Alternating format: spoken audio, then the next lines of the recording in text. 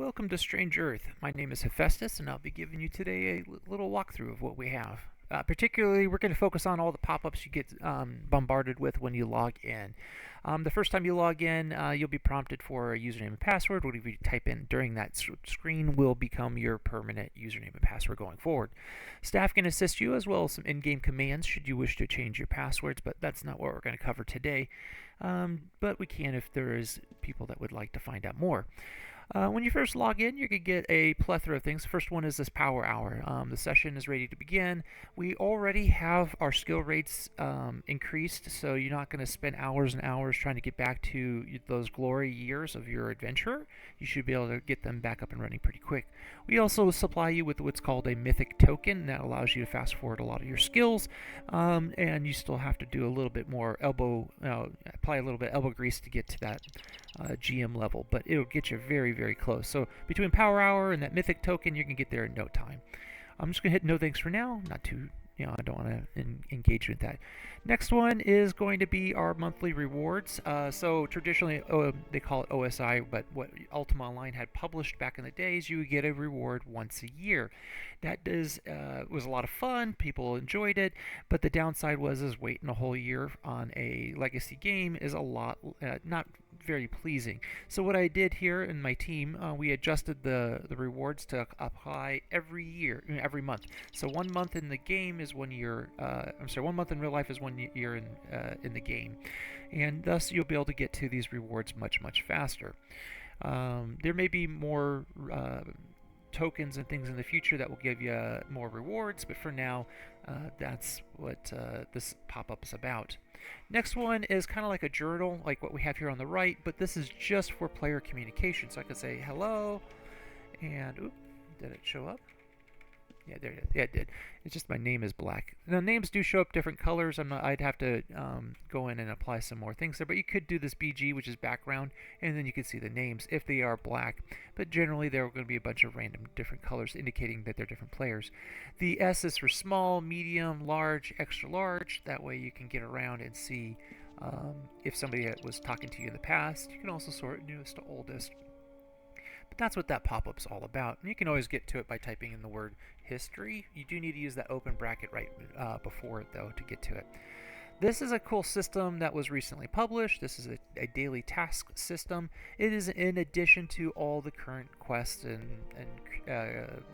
materials that OSI had published. So here I can see I have 3 quests assigned to me. They're in different colors based off of their difficulty. So this is kind of like a common one versus an uncommon. The gassy goo I have made some progress on, so you can see there's a little green blip there, some lore, and what needs to happen. So I have 1 of the 5 vials, but I still need to go fight some putrid slimes. And here are the rewards I will be gifted with after I complete that task. The system itself does allow you to kind of feed your imagination with information. So here you can see that the book takes you to a ton of information regarding the system. You can rent additional refresh slots if you find yourself just powering through the allowed tasks. So per day you can get 6 tasks done totally. There'll be these first 3, and then you can re-roll up to 3 times. But again, in this little system here, you can buy more if you need more. Last but not least, in this pop-up here is statistics. Here underneath statistics, it does tell you how much you've completed on what difficulties, and this will be used in future leaderboards as I can easily mine this information. Going to show off one other thing. This is not part of Strange Earth, but more so of TazUO.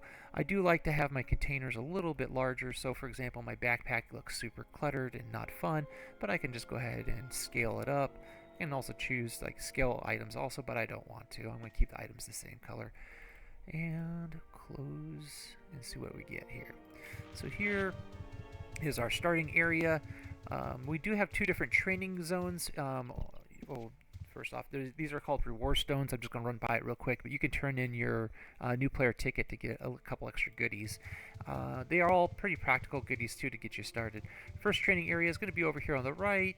There's some elementals up here on the rooftop, but there is a goodies here called a donation box. So the vets themselves can donate to this box, and it's just full of equipment to kind of help get you started. Looks like you got some spell books, some cotton, some candy. The candy I think is from a a past event. I'm just gonna close out of it because we could be here for a while. Oh, you can just hover your mouse over too. It does tell you pole arms, clothing, instruments. So nice little boost to getting started.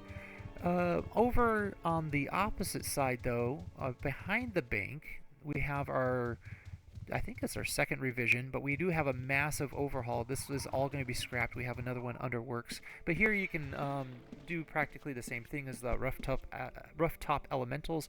Just grab your training equipment and weapons and start fighting. Over here too, should you wish to train your magic resistance, you can stand in front of these guys and they'll just hit you constantly.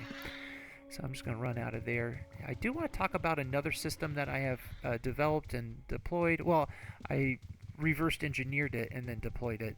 But we have replaced all the moon gates with what's called moon ripples. And the moon ripples themselves will allow you to jump around a little bit differently. So traditionally you used to be able to jump to every facet from one portal. Now you do need to go to Alaric's crossings and you can jump to the moon ripple crossing. Each facet's going to have one of these. Oh, here's another pop-up. This is cool. This is in its infancy stage, but we can give out little discoveries based off of where you've been on the map. Anyways, the Alaric crossings are on every facet, and every facet will have additional costs for using the portals. So right now the Alaric's crossing, if I jump over to the Ank's dungeon, gives me a little breakdown on what it's going to cost, but the crossings themselves should be free. So I'm going to jump over here. Now if I jump anywhere else, let's see here, I go to a shrine. I want to make sure I'm somewhere safe. Go over to compassion, and we can see there's a surcharge here. The surcharge does get cut down drastically, and the prices themselves are still being experimented with. But that way there's a little bit of risk to traveling everywhere. Definitely a fun little environment. Here we can see that the Alaric's crossing through us on top of a roof. It's not a big deal. Just jump over to Malice.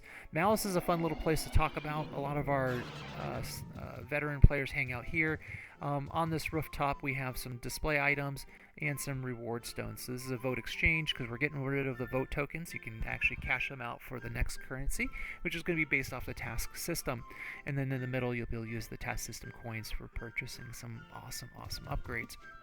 Here's another stone that we've dressed up to look like a little pet house. This is all related to pets. Here you can get some shrink potions and bonding potions.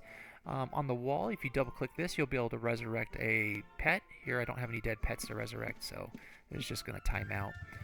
If I run on down to I want to say this is the east, you'll have some vendor houses that have tons of NPCs on them for selling.